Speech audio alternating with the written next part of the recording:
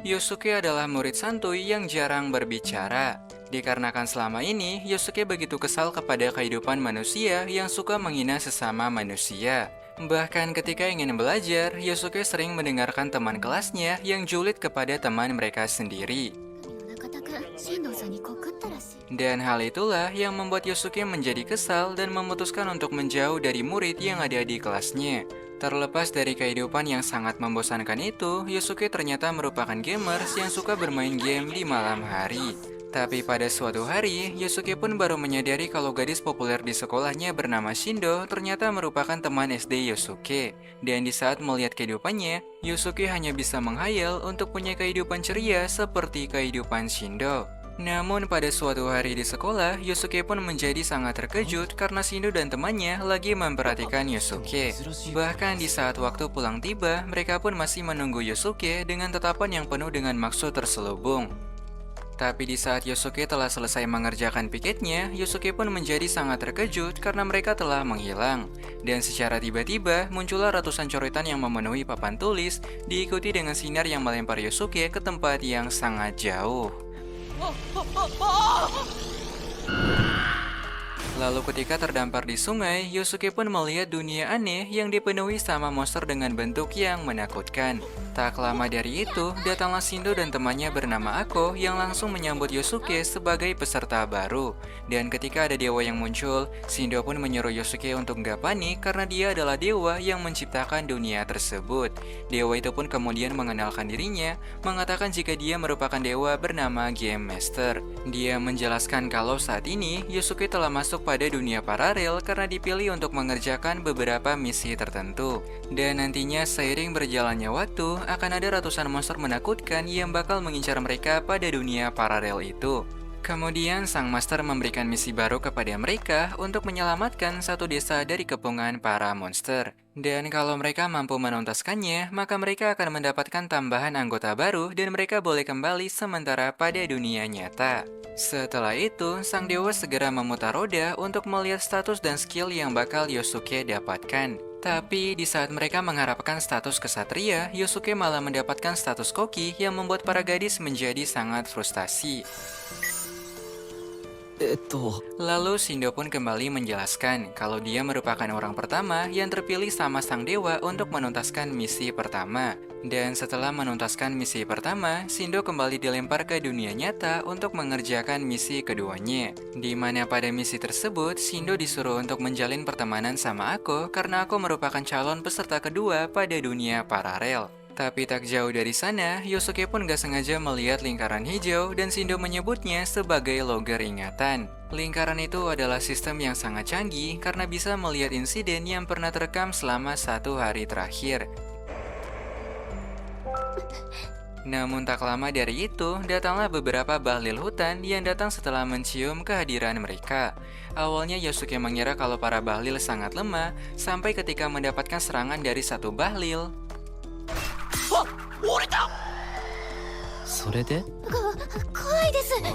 Merasa kalau para gadis hanyalah beban, Yosuke pun segera memaksa keberaniannya untuk menghadapi para bahlil seorang diri. Yang meskipun pada akhirnya, bahlil berhasil menangkis serangan itu dan menghabisi Yosuke menggunakan pentungan sahur. Namun secara mengejutkan, Yosuke pun malah kembali bangun dari kematian dan tubuhnya nggak merasakan serangan dari para bahlil. Shindo lalu menjelaskan kepada Yosuke kalau mereka akan tetap hidup selama teman lainnya masih bertahan hidup. Dan ketika mendengar hal itu, Yosuke segera mendapatkan ide untuk bisa mengalahkan para bahlil tersebut, di mana dia akan menyerang para bahlil sebanyak mungkin dan mencari pola dari serangan para bahlil. Hingga setelah dihabisi berulang kali, Yosuke pun akhirnya mampu mengalahkan para bahlil setelah membaca pola serangan mereka. Lalu pada malam hari yang sunyi, Yosuke dan para gadis segera menyalakan kayu bakar untuk bertahan dari suhu yang sangat dingin. Dan merasa jika dirinya masih lemah, Yosuke pun mengatakan kepada Shindo kalau dia ingin berlatih di hutan untuk mengalahkan bahlil. Tapi saat Yosuke lagi mengalahkan bahlil, Yosuke pun gak sengaja mendengarkan suara aneh yang berasal dari teman-temannya. Dan saat Yosuke kembali, dia menjadi sangat terkejut dengan kedatangan bahlil 17 Pro Max yang datang menyerang teman-temannya. Sialnya Yosuke hanya bisa menyelamatkan Ako, sementara Shindo sudah terlanjur berada di dalam perut sang monster.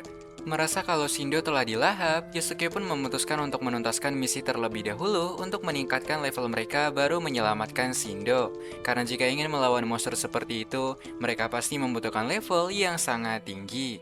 Hingga ketika sampai di desa, Yosuke segera bertanya kepada kepala desa untuk menanyakan misi yang harus mereka tuntaskan. Dan kepala desa pun mengatakan kalau mereka harus mengalahkan monster kuno yang berkeliaran di sekitar desa tersebut. Tapi saat melihat fotonya, Yosuke langsung terkejut karena itu adalah monster bahlil yang telah menyerang teman-temannya. Namun karena aku tak bisa diandalkan, Yosuke pun menyuruh aku untuk tetap tinggal sementara dia akan pergi menyelamatkan Shindo. Dan sebelum pergi mengalahkan sang monster, Yosuke akan mengalahkan ratusan bahlil terlebih dahulu untuk meningkatkan level dari statusnya. Yosuke juga merasa sangat lega karena dengan meninggalkan Ako, Yosuke pun bisa menurunkan resiko kekalahan mereka. Tapi setelah mengalahkan ratusan bahlil, Yosuke pun tiba-tiba mendapatkan sebuah notifikasi mengatakan jika Ako telah dihabisi. Hal itu pun bikin Yosuke menjadi sangat panik karena jika dia dikalahkan, maka mereka semua nggak akan bisa respon kembali. Bahkan pada momen ini, Yosuke sempat berpikir untuk melarikan diri tanpa harus menghadapi monster itu. Namun tak jauh dari sana, Yosuke pun bertemu dengan lingkaran hijau yang dapat menampilkan insiden sebelumnya. Dan ketika menonton ulang, Yosuke pun melihat seorang bocil desa yang lagi bertanya tentang tujuan dan cita-cita Ako setelah ini. Dan aku pun menjelaskan kepada bocil itu kalau dia sangat ingin menjadi apoteker terkenal untuk menciptakan obat yang sangat ampuh. Karena ternyata selama ini, aku lagi terkena penyakit stadium akhir yang membuatnya terkadang merasa menjadi beban kepada orang lain dan orang tuanya. Dan kalau dia sukses menjadi apoteker terkenal, aku bilang jika dia akan menciptakan obat mujarab untuk menyembuhkan orang lain yang sama seperti dirinya. Saat mendengarkan hal itu, Yosuke pun seperti ditampar realita dan merasa bersalah karena mencoba untuk meninggalkan teman-temannya. Lalu untuk menghapus rasa bersalah itu, Yosuke pun segera mencari sang monster untuk menyelamatkan Ako dan Shindo. Namun dia nggak akan menghadapi secara langsung, tapi Yosuke bakal memancing dan mengalahkan sang monster di dalam hutan.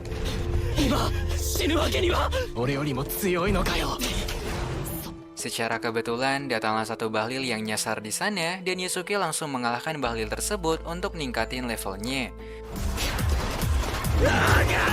Lalu setelah levelnya meningkat, waktu pun kembali terhenti dan Game Master pun datang untuk kembali bertemu dengan Yosuke. Kemudian dia kembali memutar roda untuk memberikan skill yang baru karena Yosuke telah mencapai level selanjutnya. Meskipun mendapatkan skill koki yang gak berguna, setidaknya ada item pemotong baru yang bisa digunakan untuk menyerang. Dan karena waktunya telah terhenti, Yosuke langsung memanfaatkan hal itu untuk melepaskan serangan ke arah tubuh bagian bawah.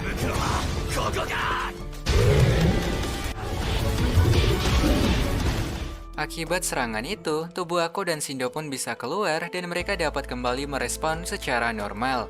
Lalu, setelah para gadis telah kembali, Yosuke pun menyuruh mereka untuk segera bersiap karena mereka harus mengalahkannya. Dan dikarenakan para gadis telah hidup kembali, Yosuke pun bisa menyerang secara bebas untuk membaca pergerakan dari serangan monster itu. Hingga setelah mencoba sebanyak mungkin, mereka pun mendapatkan satu pola serangan untuk bisa mengalahkan sang monster, di mana Yosuke akan memancing perhatiannya, sementara Shindo akan menyerang dari arah belakang kepala.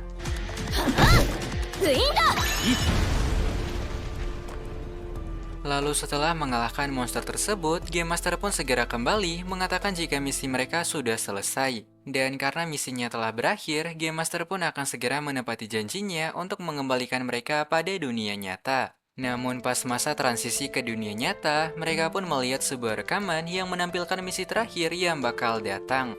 Melihat rekaman kalau mereka bakal melawan naga, Shindo pun memutuskan untuk segera berlatih untuk mempersiapkan fisiknya terlebih dahulu.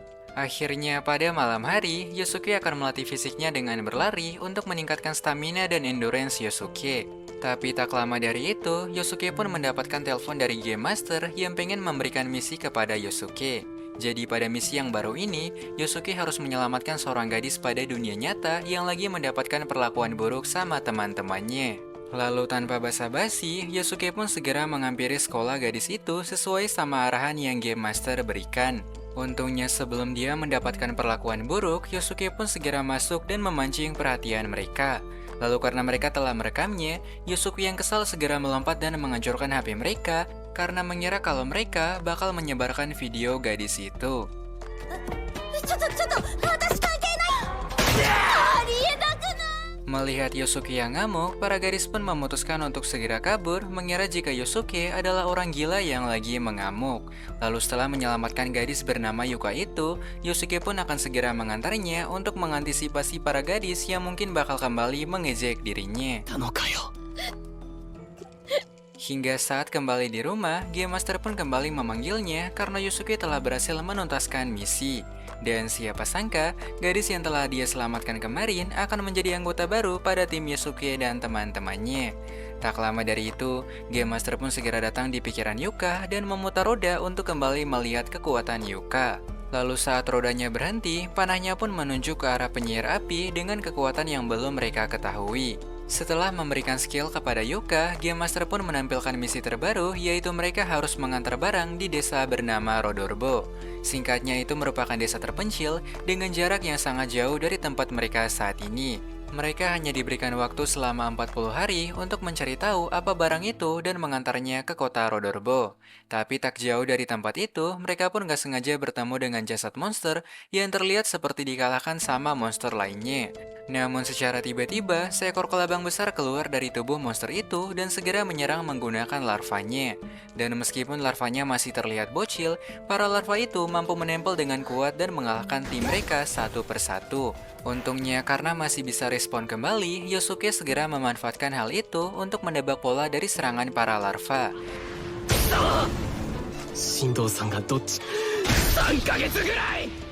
Hingga setelah mendapatkan momen yang pas, Yosuke segera mengalahkan kelabang itu dan berhasil menyelamatkan teman-temannya. Bahkan Yuka pun menjadi salting pas melihat Yosuke yang mampu mengalahkan kelabang raksasa tersebut.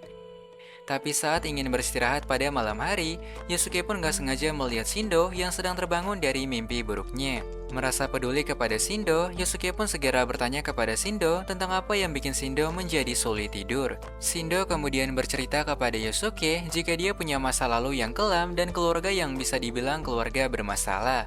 Di mana 10 tahun yang lalu, Shindo adalah gadis malang dengan latar keluarga yang bisa dibilang sangat hancur. Orang tuanya adalah mantan preman, sementara para abang-abangnya adalah preman kelas kakap yang suka membuat masalah. Dan karena hal itu, Shindo pun sering mendapatkan perlakuan buruk dan dianggap sebagai anak preman yang tidak berguna. Tapi setelah menceritakan hal itu, Shindo tiba-tiba menahan tangan Yosuke dan meminta bantuan kepada Yosuke. 私を助けて Dia ingin Yosuke selalu bersamanya untuk menjelajahi dunia paralel ini sampai Shindo bisa melupakan masa lalunya. Namun pada keesokan hari, Yosuke pun menjadi sangat terkejut melihat desa yang dia selamatkan kemarin telah kembali hancur. Lalu tak lama dari itu, mereka pun gak sengaja melihat seorang pedagang yang bisa dijadikan sebagai bahan informasi. Yosuke pun segera bertanya kepada pria itu tentang di mana kota yang bernama Rodorbo itu. Pria itu mengatakan kalau Rodorbo adalah kota terpencil dan mereka hanya bisa menempuhnya dengan menggunakan kereta kuda. Untungnya pria itu mengatakan solusi di mana kalau mereka ingin mencari kereta kuda, maka mereka dapat mengikuti turnamen pedang yang berhadiah kereta. Setelah mendengar hal itu, Yosuke pun segera mengajak teman-temannya untuk mengikuti turnamen kuda yang ada di kota Shigan. Namun ketika mereka lagi menuju kota Shigan, datanglah beberapa bandit yang berniat untuk menangkap mereka. Dan sialnya saat Yosuke menyerang mereka, level Yosuke malah turun drastis karena ada peraturan yang tak boleh menyerang manusia. Merasa kalau menghadapi mereka adalah hal yang sia-sia, Yosuke pun memutuskan untuk kabur dan meninggalkan para bandit itu. Tapi setelah mereka berhasil kabur dari para bandit, Yuka pun langsung menjadi sangat panik karena Shindo malah ketinggalan karena mencoba untuk menghalau para bandit. Dan karena turnamen pedang adalah hal yang sangat penting, Yosuke pun mengatakan jika mereka harus segera berpencar. Jadi Yosuke akan mendaftar pada kontes pedang, sementara Yuka dan Ako harus pergi untuk mencari Shindo dan para bandit tersebut. Tapi tak lama dari itu, Yosuke pun malah mendapatkan notifikasi kalau Ako dan Yuka juga sudah ditangkap sama para bandit. Di saat yang sama, Yosuke juga kalah pada kontes pedang karena dia malah berhadapan sama pendekar pedang dengan status yang lebih tinggi dari dirinya. Namun saat mengetahui kalau pendekarnya adalah perempuan, Yosuke pun mendapatkan kesempatan dan segera meminta bantuan kepada gadis itu. Kemudian Yosuke pun berkenalan sama gadis itu dan gadis itu pun memperkenalkan dirinya sebagai Bella. Yosuke meminta bantuan kepada Bella untuk membantunya mengalahkan para bandit yang telah menculik teman-temannya. Dan saat mendengarkan nama bandit, Bella langsung mengantarnya di guil pahlawan untuk bertemu dengan petinggi dari guil itu. Setelah mendengarkan ceritanya, sang petinggi pun menjadi sangat kesal karena masih ada bandit yang berkeliaran di hutan mereka. Akhirnya pada waktu subuh, mereka pun segera mengepung markas para bandit untuk memberantas para bandit yang telah berkeliaran di sana. Ditambah, para pendekar juga telah mengincar kelompok bandit itu karena mereka telah menculik beberapa warga dari kota Shigan. Akhirnya pada pagi buta, mereka pun segera menyerang markas para bandit dengan ratusan pendekar yang sangat berbakat.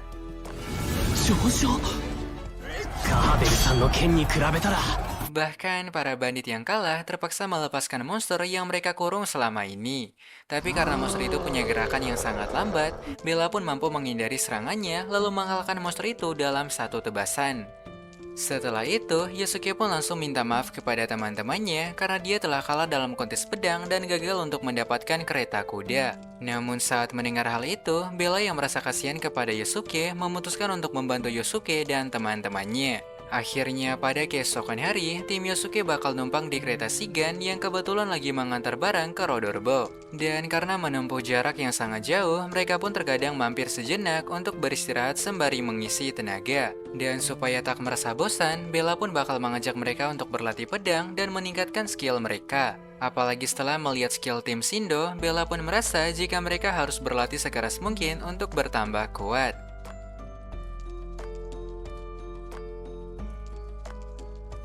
Dan meskipun awalnya sempat kesulitan, namun secara perlahan-lahan Shindo dan timnya mulai menerima porsi latihan yang Bella berikan. Tapi pada keesokan hari, kereta Bella malah mengalami masalah teknik karena rodanya malah nyangkut di retakan tanah. Hal itu pun menghentikan pergerakan kereta dan mereka pun harus turun untuk mengeluarkan roda yang tertahan. Namun saat sedang menarik kereta, Bella pun gak sengaja melihat kereta lainnya yang sedang diserang sama 5 kobold. Melihat hal itu, Ako yang khawatir pun menyuruh teman-temannya untuk menyelamatkan kereta itu dari para kobold yang menyerang. Akhirnya Yosuke pun membagi tugas di mana Yosuke bakal menyelamatkan kereta lainnya, sementara yang lainnya akan menjaga kereta kuda mereka.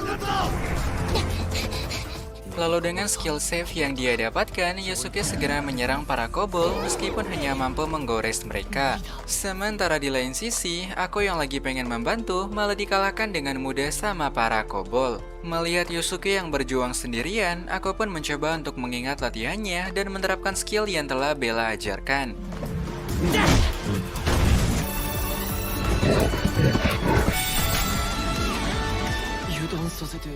Pertarungan itu akhirnya selesai dengan perjuangan Ako dan juga Yosuke.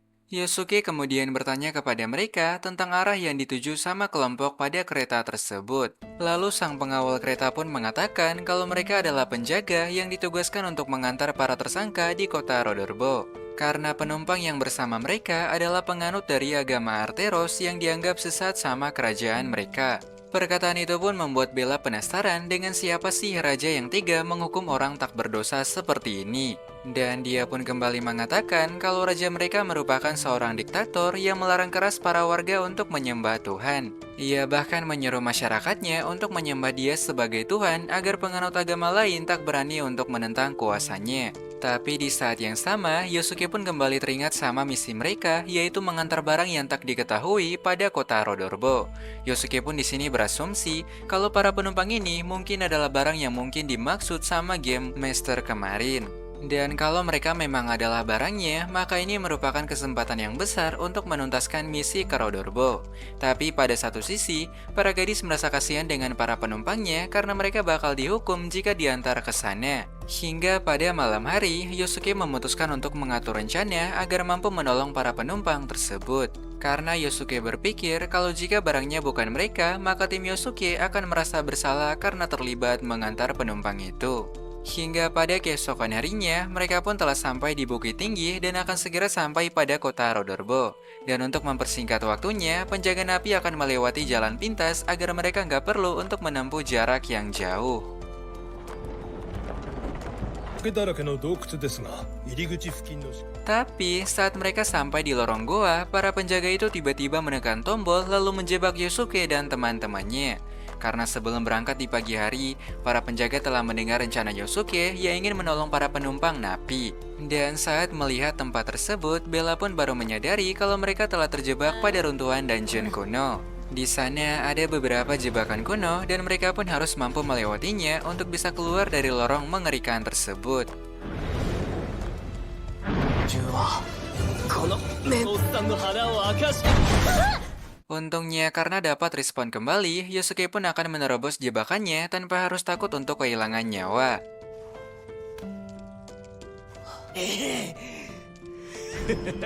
Hingga setelah berhasil melewati jalannya, Shindo pun akan mengejar para penjaga yang kini sedang membawa penumpang Arterus. Namun, akibat melewati jebakan yang sangat banyak, tubuh Yosuke pun malah tumbang karena tenaganya udah terkuras dari jebakan terakhir.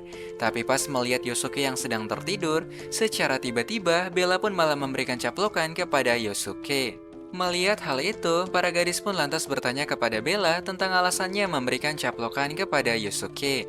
Ia mengatakan jika ini adalah bentuk terima kasih kepada Yosuke karena dia telah berjuang kepada mereka selama ini. Dan singkatnya karena perbedaan kekuatan yang sangat jauh, mereka pun berhasil mengalahkan para penjaga kemarin dan mencuri kereta dari penjaga itu. 働こうかな。追いついてみろ。変化はない。 Tapi karena masih bingung sama barangnya apa, Yosuke pun memutuskan untuk membagi tim mereka menjadi dua bagian, di mana Yosuke akan mengantar penumpang, sementara Shindo dan yang lainnya akan mencari barang yang sedang menuju kota Rodorbo. 荷物ないですね。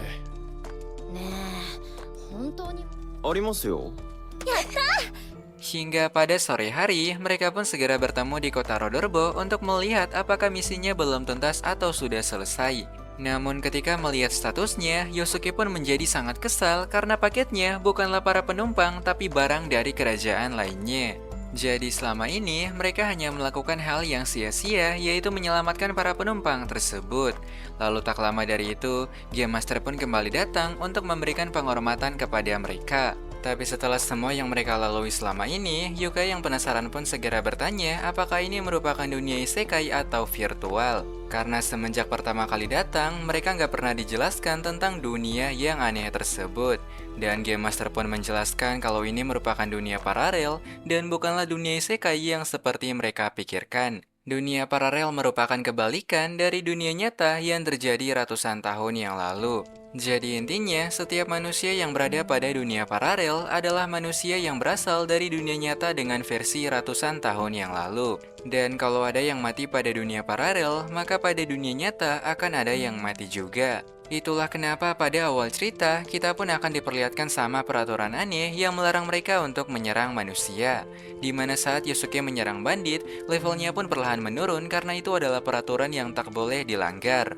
Pas mendengar hal itu, Yosuke pun langsung terdiam karena dia telah menghabisi para penjaga kemarin. Yang itu artinya, Yosuke telah menghabisi orang pada dunia nyata yang berada pada dunia paralel.